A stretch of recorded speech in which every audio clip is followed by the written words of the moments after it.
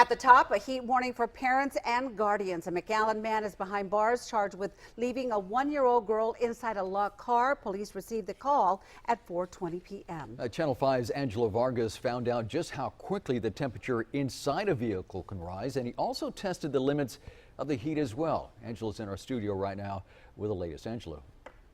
McAllen police tell us the car doors were locked. The one-year-old inside was strapped in a car seat. Police officers took action. Now they are urging folks to do the same. The heat can be dangerous. I feel my red face. Her red face. And what do you drink? Water. For children playing outside. I'm 5. How old are you? 4. And children sitting in a car. We passed by Emma Rodriguez watching her 2 granddaughters on the playground. This hot weather that we've been having, leaving a child in a car, there's no reason for that. According to this thermometer clock, it's around 93 degrees outside right now. What we're going to do is going to set this thermometer inside the vehicle to see how hot it really gets inside of the car. And then we're going to go to our interview, which is going to take around 15 to 20 minutes. We're going to find out how hot it really gets inside the car. McAllen police arrested Angel Horacio Lira. Lira is charged with abandoning and endangering a child. Police say Lira left the one-year-old in a car.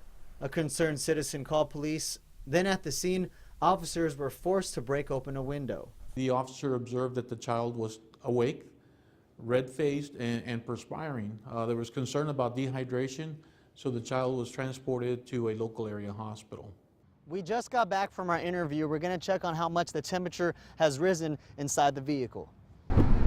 As you can see in the car, the temperature has risen to 101 degrees within 26 minutes. Rodriguez always looks twice when she drives her granddaughters and wants others. Just be very careful, right?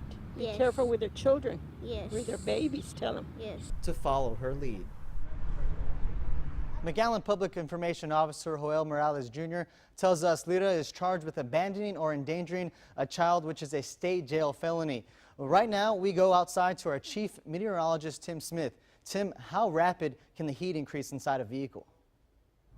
Well, Angelo, as you saw, it can happen in a hurry. We put our little handy-dandy thermometer that we use so often on these live shots in one of our cars, and it was up to 120 degrees in about 20 minutes. That was sitting on the dashboard in the sun. We put it in the shade, and it was still 112 degrees after just a few minutes, so really is dangerous out there, and you just have to keep that in mind. You know, we're not used to this kind of heat this time of year. By the time we get to July and August, we've kind of slowly ramped up to it, but with this unusual heat this early in the year, it's just one of those things, just a constant reminder that you got to watch out.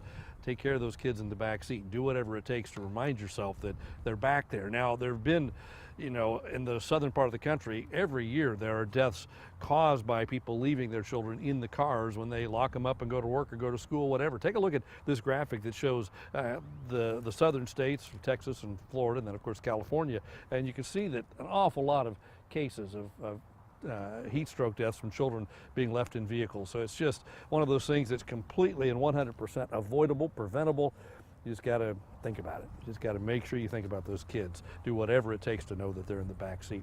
Let's talk about what's going on right now. Our temperatures across the valley this afternoon have been rather warm, but not like yesterday. Here in McAllen, we're at 92 degrees right now. You can see the other readings across the area in the 80s. Dew point's back up to 70 though, so the humidity is climbing again. Today, not as bad as yesterday, but tomorrow we're working our way back up, and by Saturday it may rival yesterday in terms of heat with temperatures over 100 degrees once again.